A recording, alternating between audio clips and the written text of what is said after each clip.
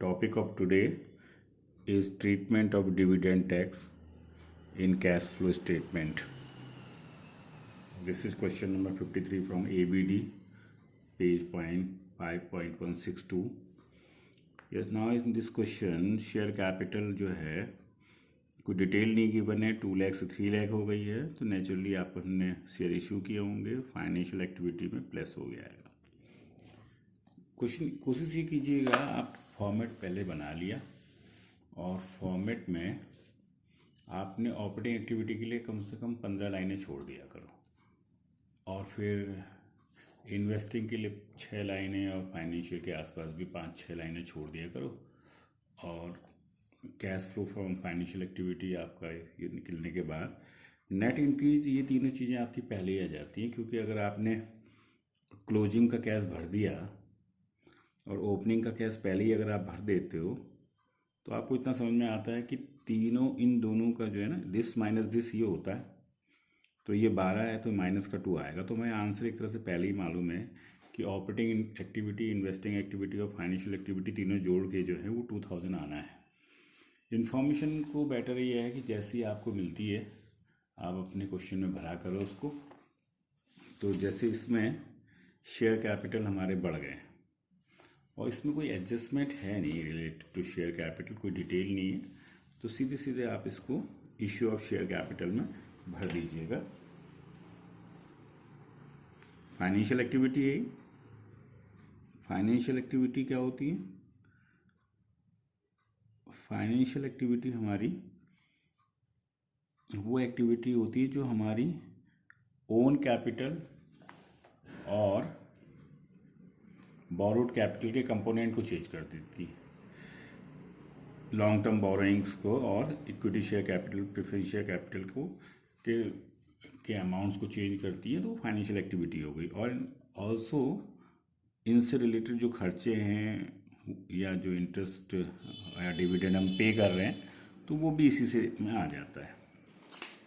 Then reserve and surplus है, without any detail है बच्चों, तो इसी को हम करंट ईयर प्रॉफिट मान लेंगे। तो net profit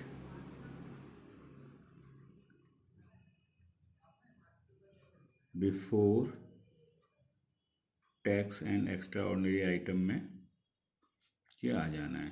current year profit, that is current year profit minus previous year profit, which is current year profit is 95,000, previous year is 40,000, तो 95,000 प्लस 40,000 माइनस 40,000, ये आ गया हमारा 55,000। तो 55,000 में अगर हम ट्रिप जोड़ लें तो टैक्स है सर इसमें, तो शॉर्ट टर्म प्रोविजन में होता है टैक्स। तो लॉन्ग टर्म बोरोइंग को भी डिटेल देखते चलते हैं। चलो, तो लॉन्ग टर्म बोरोइंग हमारी जो है डिटेल दी है 1, दैट इज बैंक लोन। तो ये 3 लाख से 3 लाख है, नो चेंज, यानी हमने कोई लोन तो नहीं लिया, पर there is a rate of interest, तो हमेशा किस पे लगता है? प्रीवियस ईयर पे लगेगा।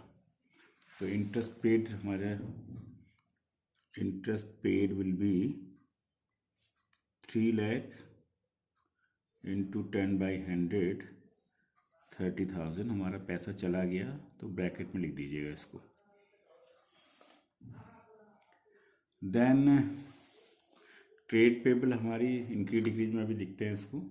अदर करंट लायबिलिटीज़ की डिटेल भी दे रखी है 3rd नंबर की। अनक्लेम डिविडेंड है, अनक्लेम डिविडेंड आपका क्या हो रहा है? 10 से 0 हो गया, कम हो गया ये, तो वी हैव इस पर याद रखिए अनक्लेम डिविडेंड का अच्छा पॉइंट है, आपका अनक्लेम डिविडेंड जो है कम हो गया है। तो अनक्लेम डिविडेंड जब भी कम होगा तो इट मीन्स आपने पुरानी पेमेंट कर दी है। अगर ये बढ़ता तो इसका मतलब आपने कोई पेमेंट नहीं करी। अनक्लेम डिविडेंड मतलब ने डिविडेंड भेजा है लोगों के पास, लोगों ने नहीं लिया तो वापस आ गया, वो तो पैसे गए नहीं। लेकिन बढ़ने घटने को देख लेते हैं। अगर अनक्लेम डिविडेंड घट गया है तो तो यानी जो हमने पुरानी पेमेंट थी वो दे दी है, जो पहले किसी एड्रेस वगैरह नहीं था उनका या कुछ चेंज हो रहा था, पेमेंट नहीं जा पा रही थी, अब वो चली गई है। तो ये आपका फाइनेंशियल एक्टिविटी में माइनस हो जाएगा, और बढ़ता तो उतना अमाउंट जो है वो आपका डिविडेंड पेड में से कम हो जाता करंट ईयर। तो हमने पुराना डिविडेंड पे किया है,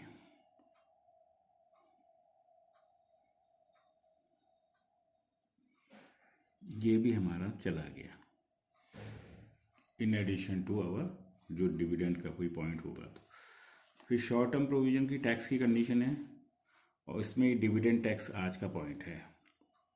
तो बेटा डिविडेंड टैक्स जो होता है वो टैक्स है जो कि हम अपने शेयर होल्डर के बिहाफ में पे करते हैं, यानी ये टैक्स एट सोर्स हो गया है। मतलब जो टैक्स हम उनको देते, यानी हम डिविडेंड देते शेयर होल्डर्स को, फिर डिविडेंड उस इनकम पे शेयर होल्डर्स को पेमेंट करना पड़ता टैक्स। लेकिन शेयर होल्डर्स के लिए डिविडेंड से मिलने वाली जो इनकम होती है उस पर टैक्स नहीं लगता, उस टैक्स को पे करने की जिम्मेदारी कंपनी की होती है। तो डिविडेंड जो है, डिविडेंड टैक्स क्या है, यानी जो जो अगर हम डिविडेंड दे दें, उस डिविडेंड पे जो है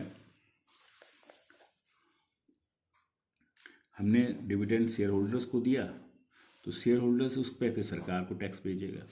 तो हमने जैसे 100 रुपये भेजे, तो इसमें 100 रुपये उसके पास आए, तो उसने उसमें से 20 रुपये सपोज गवर्नमेंट को भेज दिया, तो अपने पास उसके 80 रहे। अब इसमें क्या होता है कि हम जो है इंस्टेड ऑफ दिस क्या होता है कि हम शेयर होल्डर्स को जो है केवल 80 रुपये ही भेजते हैं, और उसके बदले का टैक्स जो है गवर्नमेंट को हम पे करते हैं।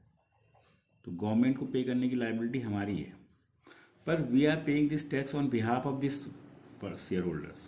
तो this is not the tax of the company का टैक्स नहीं है। तो कंपनी की जो टैक्स पेड की अमाउंट है और जो ऑपरेटिंग एक्टिविटी में आती है उसमें से डिविडेंड टैक्स जो है वो माइनस कर दिया जाता है, जो ऑपरेटिंग का है डिविडेंड टैक्स माइनस हो जाएगा, क्योंकि this is not the expenses of the company. लेकिन बाद में जब फाइनेंशियल एक्टिविटी दिखाई जाती है, तो फाइनेंशियल एक्टिविटी में ये डिविडेंड टैक्स हमने पे किया है, तो हम जो 80 रुपये हमने भेजे हैं उसको, और प्लस 20 रुपये का जो डिविडेंड भेजा है, टैक्स भेजा है सरकार को, और 80 रुपये जो हमने उसको दिए हैं, मीन्स शेयर होल्डर्स को दिए हैं, ये दोनों अमाउंट हमारे फाइनेंशियल एक्टिविटी में माइनस हो जाएंगे। तो अब इसमें हमारा जो टैक्स का, ये आप देखें फर्स्ट कंडीशन है, टैक्स हमें केवल जो दिया हुआ है वो कहाँ दिया है, केवल बैलेंस शीट में दिया हुआ है, that is short term provision. तो क्या करते हैं इसमें, प्रीवियस ईयर की इंफॉर्मेशन को, तो बच्चों इसमें जो हमारा इस क्वेश्चन में प्रीवियस ईयर की जो टैक्स पेड की अमाउंट है 18,000 है, इसमें बुक में कहा गया टैक्स पेड जो है वो 4,000 रुपये डिविडेंड टैक्स है, इसमें इसके अंदर है। तो ये जो 4,000 रुपये का टैक्स है ये हमने किसके बिहाफ में पे किया है, शेयर होल्डर के। तो हमारा डिविडेंड टैक्स जो है, जो हमारा टैक्स है वो केवल 14,000 माना जाएगा कंपनी का, और इसको ऑपरेटिंग एक्टिविटी में माइनस करेंगे बाद में।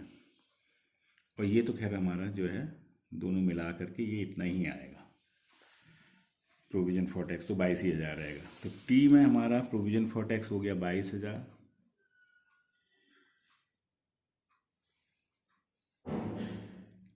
और ट्रांसफ़र टू जनरल रिजर्व है नहीं, इंटरिम डिविडेंड भी नहीं है, और डिविडेंड हमारा जो है कब का आएगा, प्रीवियस ईयर का। तो प्रपोज डिविडेंड है, इस क्वेश्चन में प्रपोज डिविडेंड देखिएगा 20,000 रुपये का है, तो वो भी आ जाएगा। तो कुल मिला के ये हो गया 97,000 रुपीज़ की अमाउंट आ गई, प्लस 22,000 प्लस 20,000। अब इसमें हम जोड़ देते, अगर क्या होता, डेप्रिसिएशन होता, इंटरेस्ट पेड होता, तो इंटरेस्ट पेड याद है एक बार यहाँ आया था वही अमाउंट इंटरेस्ट पेड का यहाँ आ जाएगा।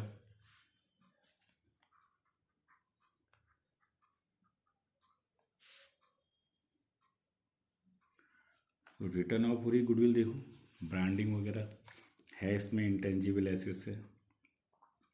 तो इंटेंजिबल एसेट्स जो है हमारी घट रही है, तो ये डेप्रिशिएट हो जाएगी, 30 से 20 हो रही है। एमोराइजेशन हो रहा है, एमोराइजेशन ऑफ ब्रांड 10,000, लॉस है नहीं इसमें, और increase in provision for bad debt भी नहीं है। तो इस तरह से 40,000 रुपया आ गया हमारा।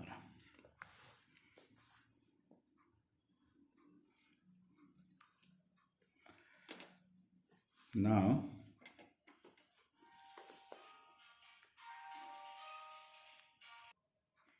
अब इसके बाद डेप्रिसिएशन जो है, इसमें आप देखिएगा टेंजिबल एसेट्स की आपको वो दी है इन्फॉर्मेशन। तो लैंड एंड बिल्डिंग जो है 2 लाख से 250 हो गई है। कोई अगर इसमें अकाउंट भी बनाए तो ये परचेज हो गई होगी, 2 लाख से 250 हो गई। तो हमारी ये इसमें आ जाएगा परचेज, बिल्डिंग बढ़ गई है इसका मतलब खरीद ली, और बाकी चीज़ें कुछ दे नहीं रखी। परचेज आपकी 50,000 से माइनस हो जाएगी। एंड देन प्लांट आपका ये भी जो है थोड़ा सा कम हो गया, 10% के आसपास अगर हो रहा है तो 10-20, इसको थोड़ा सा अगर कम होता है तो इसे डैप मान लेते हैं इंस्टेड ऑफ सेल। तो डेप्रिसिएशन ऑन प्लांट जो है हमारा ये हो रहा है 39,000, कम हो गया। तो ऐसे से अगर थोड़ी बहुत घटती है ना तो उसको डेप्रिसिएशन मान लेते हैं, दैट इज़ सेल की बजाय। बहुत ज़्यादा घट रही है, 4 से 3 हो रही है तो सेल मानते हैं। फिफ्थ हमारा हो ही गया, फोर्थ हो गया। नॉन करंट इन्वेस्टमेंट कुछ कहानी है ना इसमें, तो नॉन करंट इन्वेस्टमेंट हमारे परचेज हो जाएंगे। खरीदे हैं, बढ़ गए हैं ये। नॉन करंट इन्वेस्टमेंट हमारे 1.5 लाख के हमने खरीद लिए, पैसा चला गया, माइनस हो जाएगा। और ये डेप्रिसिएशन ऑन प्लांट यहाँ कहाँ लिख दिया,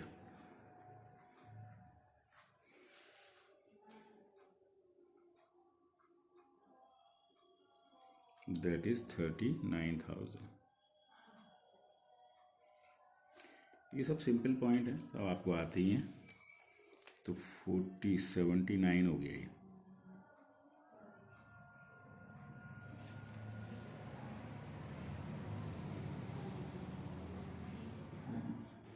तो 1,76,000 की हमारा आ गया बेटा ऑपरेटिंग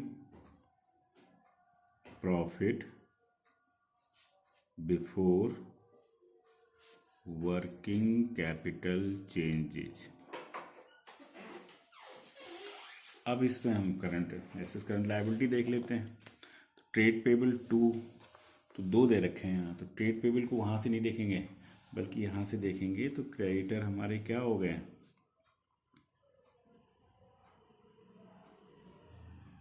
इंक्रीज इन क्रेडिटर 15 बढ़ गए हैं, प्लस कर दें इनको, और इंक्रीज नहीं, ये डिक्रीज हो रहे हैं, डिक्रीज इन बिल्स पेबल 2,000, ठीक है ना। नाउ करंट एसेट्स की देख लेते हैं। तो करंट एसेट्स अभी एक और भी, अदर करंट लायबिलिटी तो अनक्लेम डिविडेंड है, उसको तो क्लेम डिविडेंड में देखेंगे, अभी बाद में बताया था मैंने अभी आपको। और एसेट्स, करंट एसेट्स में इन्वेंट्रीज हैं। इन्वेंट्रीज हमारी 50 से 58 ही खरीद ली होंगी ना। इंक्रीज इन इन्वेंट्री, उल्टा रिलेशन होता है एसेट्स का, तो बढ़ रही तो माइनस करेंगे इनको। और ट्रेड रिसीवेबल भी हमारे बढ़ रहे हैं, 40 से 45 हो रहे हैं बेटा। इंक्रीज इन ट्रेड रिसीवेबल बढ़ रहे हैं तो माइनस कर दें, बस सारी cash current assets current liabilities हो गई। इसको प्लस माइनस अगर हम करें तो प्लस की 15 और प्लस की माइनस की भी जो है 15, ये सबको जोड़ लो तो ये सब कट आ गया, इतना ही हो गया फिर 176। ये आ गया हमारा cash generated before tax paid minus tax paid. तो मैंने क्या कहा था, टैक्स तो हमने इस साल दिखाना तो 18,000 था, पर इसमें से हमने दूसरों का टैक्स भी दिया चार्ज, किसका, शेयर होल्डर्स का। तो कंपनी का टैक्स जो है केवल 14,000 का होगा, तो हम केवल 14 माइनस करेंगे इसमें। In this manner answer will be, first answer हमारा आएगा ऑपरेटिंग एक्टिविटी। जगह छूट गई कोई बात नहीं, तो 1,62,000 का हमारा पॉजिटिव आ गया है। अब बाकी एक बार फटाफट देखें, एसेट्स वगैरह में कुछ छूट छाट तो नहीं गया। तो हमने टेंजिबल एसेट्स क्या करी थी, टेंजिबल एसेट्स की हमें डिटेल दी थी ना 4 नंबर की। तो बिल्डिंग तो हमने मान लिया कि हमने ख़रीद ली। प्लांट कम हो रहा तो बेचा क्यों नहीं माना, तो थोड़ा प्लांट अगर 10-15% घटता है ना तो डेप्रिसिएशन मान लेना चाहिए उसको, और नीचे नोट दे दो तो बेटर है, सेफ साइड में। और फिर उसके बाद इंटेंजिबल में अगर हमारी ब्रांडिंग घट गई थी तो हमने उसको रिटर्न ऑफ माना था, और लेकिन अगर ब्रांडिंग वगैरह बढ़ती तो परचेज मान लेते। नॉन करंट इन्वेस्टमेंट को हमने परचेज मान लिया। तो इस तरह से हमारी इन्वेस्टिंग एक्टिविटी में 2 आइटम आ गए, दोनों ये नेगेटिव के ही हैं, तो 2 लाख आ गया बच्चों। फाइनेंशियल में भी हमारे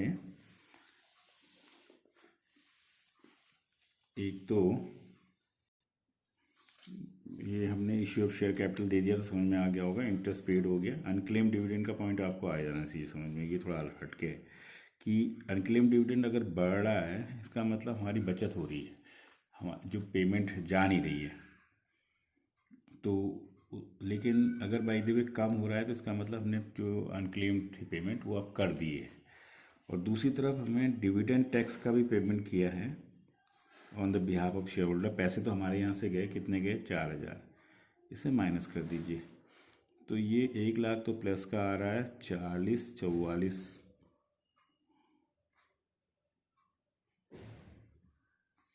अनक्लेम डिविडेंड हमारा डिवेंचर इंटरेस्ट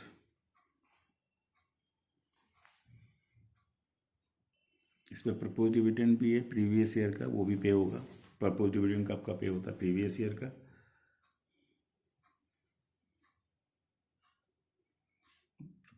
प्रीवियस ईयर वाला पे होता है, दैट इज 20,000, तो 64 हो गया, 36 हो गया पॉजिटिव, ये नेगेटिव है।